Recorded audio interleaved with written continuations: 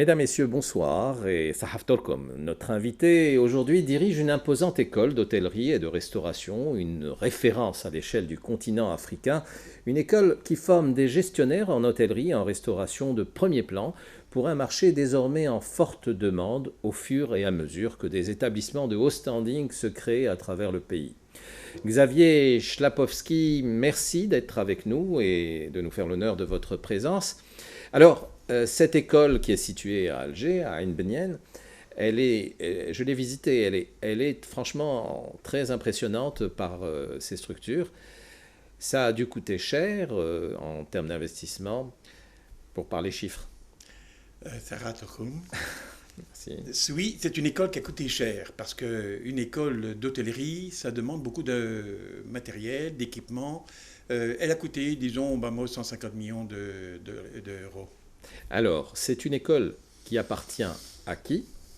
Donc, Qui la gère et pour quelle était l'ambition de l'école en fait, de créer cette école?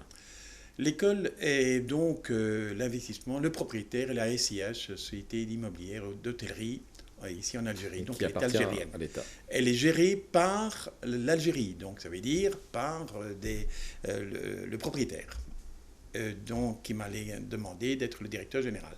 Très bien. Le but de cette école, pourquoi elle existe? Pourquoi? Parce que l'hôtellerie, comme vous l'avez bien dit, est en pleine progression en Algérie et il faut être à jour dans la formation car le monde de l'hôtellerie a beaucoup changé depuis des années. Ça veut dire que dans le temps, on attendait le client. Maintenant, on doit aller le chercher. Donc, pour ça, il faut être spécialiste. Le prix des chambres, par exemple, a également changé fortement, puisque dans le temps, on avait un prix pour une année, pour une saison. De nos jours, c'est tous les jours qu'on change le prix. Donc, ça demande une spécialité, une attention particulière pour chacun des éléments, des départements qu'il y a dans l'hôtellerie. Alors aujourd'hui, c'est la première promotion qui achève donc son cursus d'études. Il y a combien d'élèves actuellement dans l'école?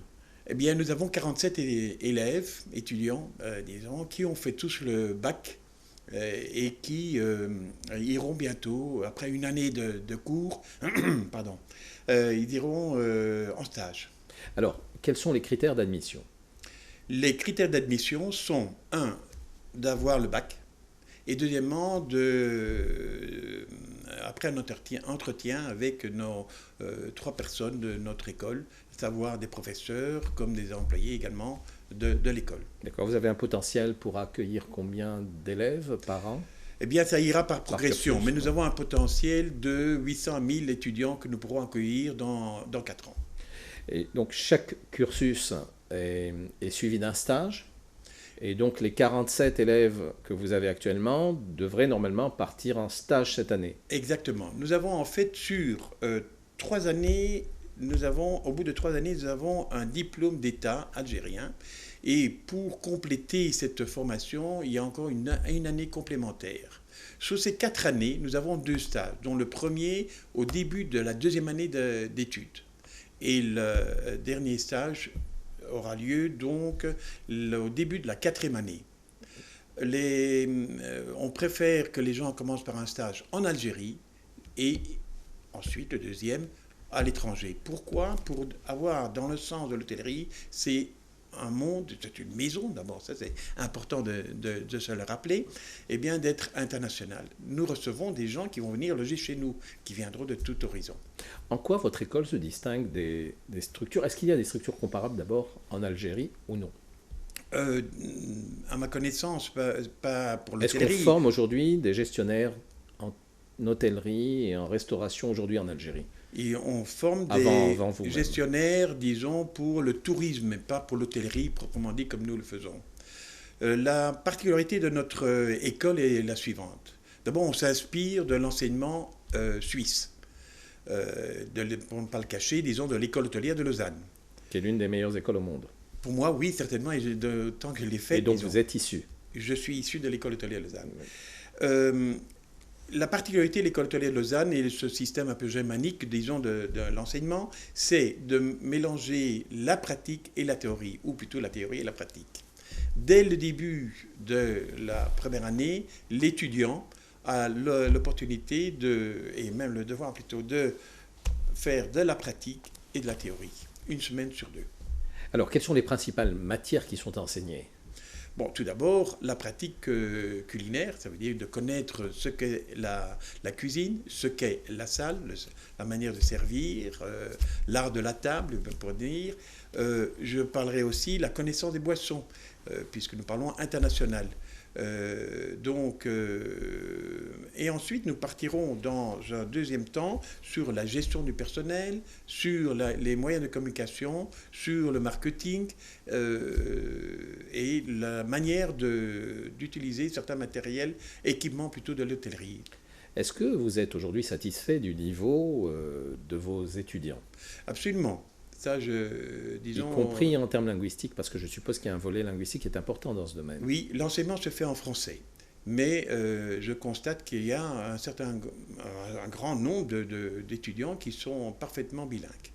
Les étudiants, je suppose qu'ils sont passionnés par ce métier, enfin, ces études et ce métier en perspective? Absolument. Et même, ce qui m'a étonné, ou j'ai remarqué en tout cas, c'est qu'ils aiment la pratique, savoir comment on doit faire pour servir un client, comment on doit préparer à manger, comment on doit prendre la réservation, comment on doit faire une chambre, tout ça. Est-ce que beaucoup sont étonnés par des choses qu'ils auraient pu penser être simples et qu'ils s'aperçoivent être sujettes à des codifications Oui, le premier abord est effectivement que les étudiants ne pensaient pas que ce serait aussi compliqué de mettre une table, par exemple. Mais en réalité, dans ce métier-là, plutôt dans ces études-là, il ne s'agit pas d'en faire des restaurateurs ou des hôteliers proprement dit, enfin de technique, mais des gestionnaires avant tout, hein, on est bien d'accord. Des gestionnaires d'hôtellerie, c'était un fait, et de restauration, pourquoi pas, absolument, puisque nous, notre école, c'est École supérieure d'hôtellerie et de restauration. L'art de la table est très important dans les hôtels, ici, en tout cas en Afrique, oui. Alors, ce sont des études qui coûtent cher ou non? On dit qu'elles coûtent cher. Oui, on dit qu'elles coûtent cher, par contre, elles sont sérieuses. Il faut voir l'investissement que demande une école, n'est-ce pas? C'est de l'argent qui a été investi et qui doit être remboursé par notre école. Ça, c'est le premier point. Le deuxième point, c'est cher. Oui, le prix, c'est 1 million de dinars plus les taxes de 7%, 1,070 000 pour une année. Logé, nourri. Et donc, l'étudiant a très peu de frais dans sa première année. L'argent de poche, quoi. Je viens d'avoir mon baccalauréat. Et je veux me destiner à des études d'hôtellerie ou de gestion hôtelière ou de restauration. Et quel est pour moi l'intérêt d'être dans une école comme la vôtre? Est-ce que l'enseignement que vous dispensez pour vous est de standing international? Absolument, puisque la première preuve, c'est que le diplôme final de l'école hôtelière sera un diplôme co-signé avec l'école hôtelière de Lausanne. Pourquoi? Parce que nous devons respecter le curriculum design, ça veut dire le programme d'études que nous propose l'école hôtelière. Ce sont des marges, si vous voulez, qu'il faut respecter. C'est un métier d'avenir aussi, ça il faut quand même aussi insister. Donc vous certifiez à vos étudiants qu'au terme de leurs études, ils pourront trouver du travail non seulement en Algérie, mais à travers le monde. Oui. Et justement, ça aussi, c'est une école qui a été faite pour des jeunes Algériens pour essayer de provisionner le marché en termes de ressources humaines. Mais le risque n'est-il pas de voir ces jeunes, au terme de leurs études, partir? Alors, non, je pense que... Et je suis étonné, en fait, depuis que je suis ici en Algérie, comme l'amour qu'a l'Algérien de son pays. Il y a beaucoup d'Algériens qui désirent rester en Algérie. Évidemment, on parle souvent de ceux qui veulent aller voir quelque part d'autre que l'Algérie, mais la majorité désire. Et il y a combien de chambres d'hôtels qui sont en construction actuellement? On parle de 20 000. C'est énorme. Donc il y aura la place pour tout le monde. Où est-ce qu'ils vont pouvoir progresser? C'est ici en Algérie. Si maintenant ils veulent aller à l'étranger, ils devront se battre beaucoup plus parce qu'il y aura un grand nombre de personnes qui désirent se battre et avoir la place préférentielle dans l'hôtellerie. Mais est-ce que les niveaux de salaire, par exemple, seront comparables à ce qui se fait à l'étranger? Disons que personnellement, je pense que les salaires ne sont pas vraiment comparables celui qui gagne à l'étranger est, disons, assujetti à être séparé de sa famille et tout ça. Donc souvent, il y a, disons, un salaire un peu plus important. Quand vous allez, par exemple, au Qatar ou bien vous allez en Chine, eh bien, c'est loin de chez vous. Vous avez beaucoup plus de frais. Donc en Algérie, vous aurez de bonnes places intéressantes en pleine progression. C'est un métier qui commence, on peut dire, à être spécialisé et tout ça. Donc je pense que les salaires seront bons. Ils sont une progression, on parle de 8% l'an dans les salaires. Donc c'est un métier d'avenir pour l'Algérie et pour les Algériens. Est-ce que les grands hôtels qui sont en Algérie viennent déjà taper à votre porte pour d'abord pour poser des questions et pour vous faire savoir qu'ils seront demandeurs Absolument. de vos, enfin, Absolument. de vos lauréats? Nous avons des hôtels qui nous consultent de tous bords ici en Algérie, certainement pour Oran, Tlemcen, ici à Alger évidemment, et à Constantine. Nous avons déjà des très bons contacts et prometteurs avec les hôteliers. Et nous avons déjà nos stagiaires qui partent d'ici un mois et demi. Ils iront en majorité, en grande majorité, dans des hôtels ici en Algérie. Tous dans de grandes structures, je suppose. Oui, je conseille d'ailleurs en général, si vous faites une école comme ESRA, il est recommandé d'aller travailler dans un hôtel de 5 étoiles, je dirais, peut-être aussi celui de 4 étoiles, parce qu'il est plus facile de descendre en étoile que de monter. Donc je pense que la qualité d'enseignement que nous donnerons demandera à des gens de travailler dans un hôtel de haut standing. Oui. À titre indicatif, est-ce que vous pouvez nous donner un ordre de salaire que pourrait avoir un de vos étudiants à la sortie de l'école en tant que gestionnaire dans un 5 étoiles en Algérie? Oui. Si on parle à la sortie de l'école, à la sortie. Un point extrêmement important, c'est qu'on doit monter les échelles. On ne doit pas dire j'arrive à un palier et c'est là que je dois me trouver. Et il faut construire son avenir et c'est chacun qui doit construire son avenir. Disons, je m'attends à ce que quelqu'un qui sort de l'école aura entre 60 000 et 120 000 dinars facilement. Dès le démarrage. Au démarrage. Alors parlons de la formation. Qui forme dans votre école? Qui sont les formateurs? Alors, et d'où viennent-ils? nous avons deux types de personnes qui enseignent. Nous avons le professeur qui, lui, enseignera les matières théoriques, et nous avons l'instructeur. L'instructeur suivra l'étudiant dans tous les mouvements pratiques de l'enseignement. Savoir le service en salle, soit en cuisine à faire à manger, et également à l'hébergement, de savoir utiliser les fameuses caisses, ça veut dire la comptabilité client. Voilà. Et pour les cours théoriques, nous avons cité tout à l'heure l'art de l'informatique, par exemple, l'art de calculer les prix de vente, etc. Ce sont plutôt au niveau des professeurs qui enseigneront. D'où viennent-ils? Ils viennent de France principalement, puisque notre enseignement est en français, et nous avons quelques personnes qui viennent d'autres pays, comme la Belgique, la Suisse. D'accord. Je précise que vous-même, vous êtes belge de nationalité, voilà. Mais votre nom trahit vos origines qui sont polonaises. Voilà. Très bien. Et votre famille vit en Italie. Donc vous êtes déjà un homme de la planète, mais votre carrière aussi, vous l'avez faite à travers le monde. Où l'avez-vous faite généralement pour l'essentiel? Alors, je l'ai faite, j'ai débuté en Suisse, ensuite en Belgique, en France. J'ai été beaucoup dans le bassin méditerranéen, en Espagne, entre autres. Et ensuite, j'ai été également à Zanzibar, Égypte, Russie, et maintenant je suis en Algérie depuis 18 mois. Et disons, j'ai eu la chance de pouvoir voir différentes facettes de l'hôtellerie. L'hôtellerie, c'est pas seulement les grands hôtels, c'est aussi gérer des centres de vacances tels que des clubs, je vais le citer comme ça, le club méditerranéen, par exemple, est un exemple, mais j'ai travaillé dans un Holiday Club, qu'on appelle, et c'était la gestion hôtelière.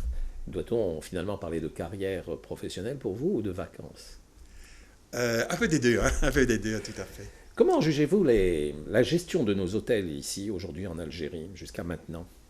Bien, je connais particulièrement les hôtels qui sont gérés par des chaînes internationales, ce qui est en fait une force parce qu'on peut être mieux connu et respecter plus de standards. Ils sont bien gérés. Pour le citer, il y a un grand hôtel au Club des Pins qui, lui, serait le troisième plus rentable hôtel du monde dans la chaîne. Donc, c'est quand même une bonne référence. Mais vous avez aussi d'autres hôtels qui marchent très bien. Et je connais également un autre hôtel de 3 étoiles géré par une famille qui ont tellement le cœur du métier qu'ils arrivent à rendre très rentable leur hôtel. Aujourd'hui, c'est un métier qui passe par énormément de culture.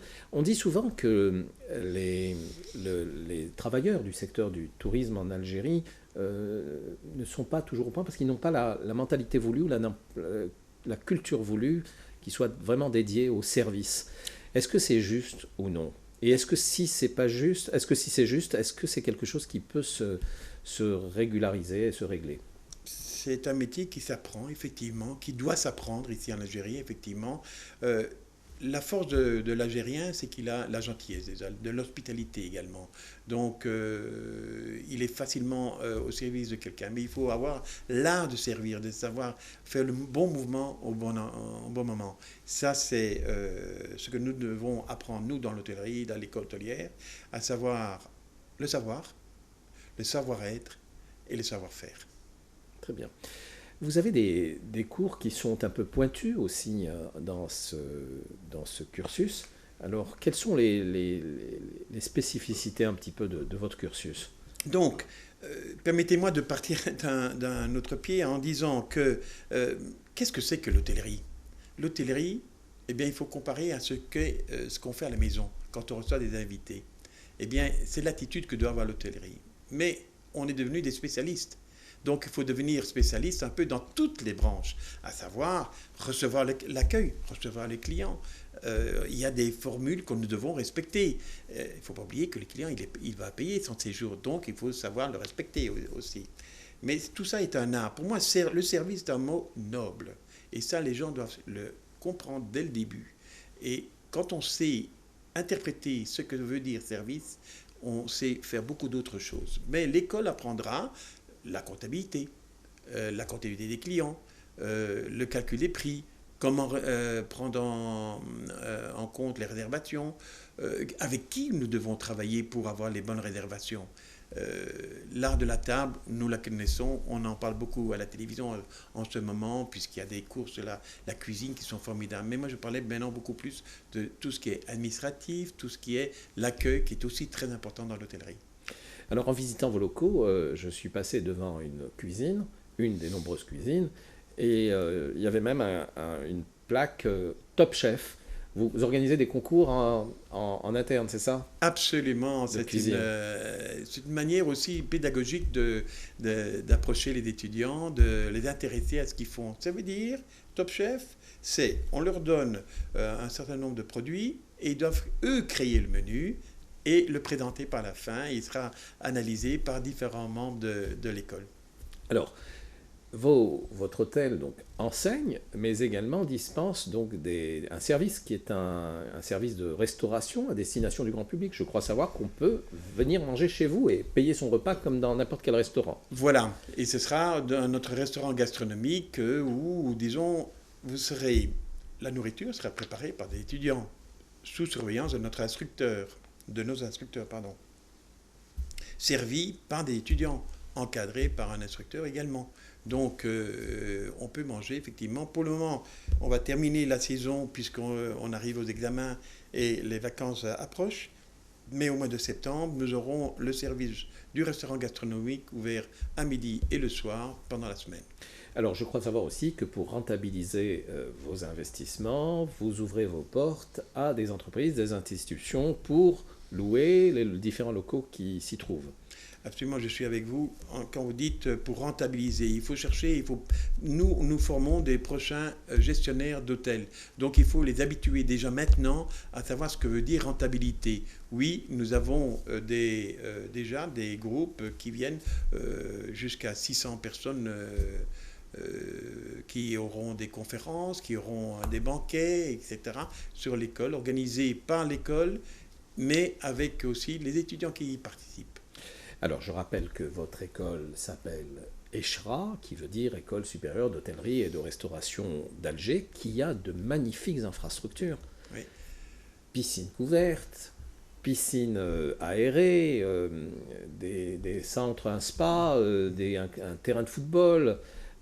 Qui va profiter de tout cela?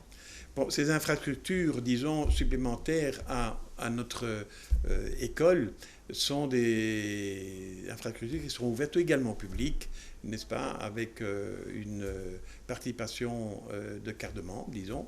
Et les étudiants auront également accès avec un prix évidemment particulier pour profiter de tout cet ensemble. Peut-on connaître ce prix particulier? Pour le moment, je ne l'ai pas encore bien défini, mais je l'évalue plus ou moins à 100 000 dinars par an. Très bien.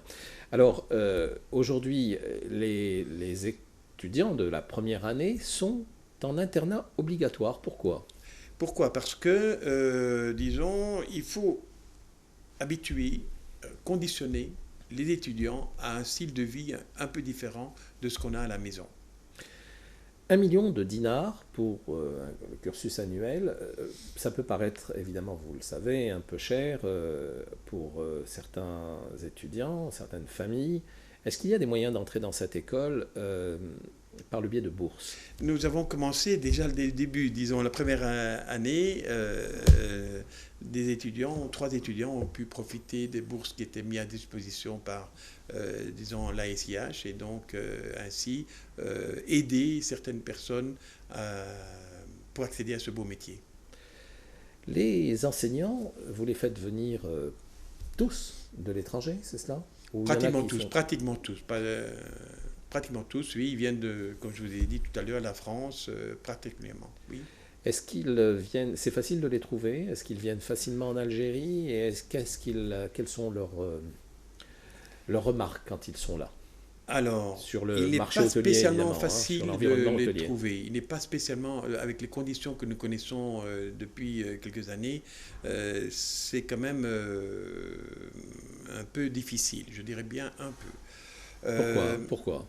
Pourquoi? Parce que, disons, on parle beaucoup trop actuellement des pays qui ont du terrorisme, etc. Et l'Algérie fait malheureusement partie également. Mais quand on arrive ici, les gens sont rassurés. Les gens, même actuellement, les professeurs me demandent pour rester pour l'année prochaine. Donc ça veut dire qu'ils s'y trouvent bien, vous voyez. Voilà. Donc, Vous-même, ça fait combien d'années que vous êtes là? moi-même depuis 18 mois, Ah, 18 mois, très bien. 1 an et demi. Déjà, oui, ça passe vite.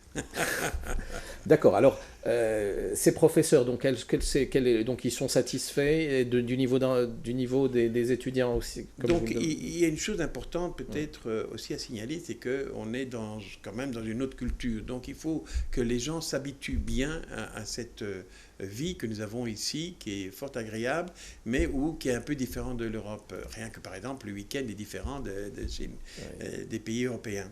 Mais les gens, comme je l'ai déjà dit, les gens sont contents de prolonger leur séjour en Algérie.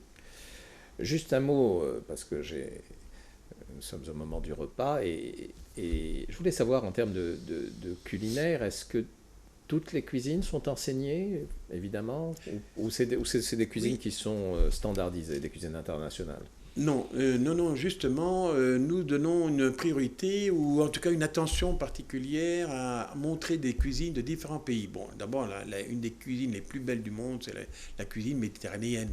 Donc, nous avons approché déjà, j'étais récemment en Italie, il y aura aussi la France et même l'Espagne qui contribue. Nous avons déjà eu des contacts et une démonstration de l'art culinaire colombien, par exemple. Nous aurons bientôt à la rentrée les Mexicains aussi qui viendront montrer leur art culinaire.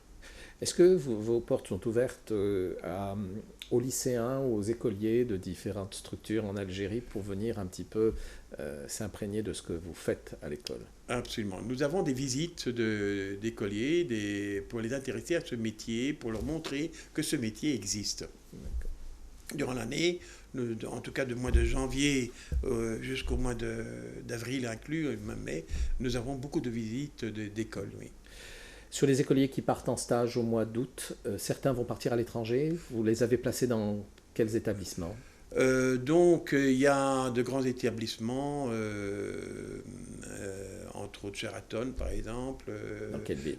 à Aix-les-Bains, entre autres. Ensuite, nous avons également au Qatar, quelqu'un qui pourrait y aller ainsi à Dubaï. Ces Ensuite, étudiants la France. payent leur billet d'avion Oui, ils payent leur billet d'avion. et uniquement. Et là-bas, Après, ils sur sont pris en place, charge. sur place, comme dans beaucoup d'hôtels du monde, on est logé, nourri. Très bien. Ben, écoutez, je vous remercie beaucoup pour votre éclairage. Je voulais vous demander, quel est votre plat préféré en Belgique et qui ne comporterait pas de porc et qu'on pourrait adapter au ftour algérien? Mais par exemple, nous avons le waterzooi, qui est un poulet qui est cuit dans une sauce allongée crème, disons, et des fines herbes. Ça, c'est une. Et puis, il ne faut pas oublier les moules quand même. Nous avons une forte demande et une spécialité des moules en Belgique. Et bien entendu, les frites. Ah oui, ça c'est avec un choix de sauce. Xavier Stapowski, merci beaucoup pour votre participation. Merci à vous pour votre attention. Alors, nous accueillerons notre prochain invité mercredi à 21h. D'ici là, Sahar Shurkum et Sahar Mdankum et essayez le vater, le plat. Le plat waterzooi. Water oil. À bientôt.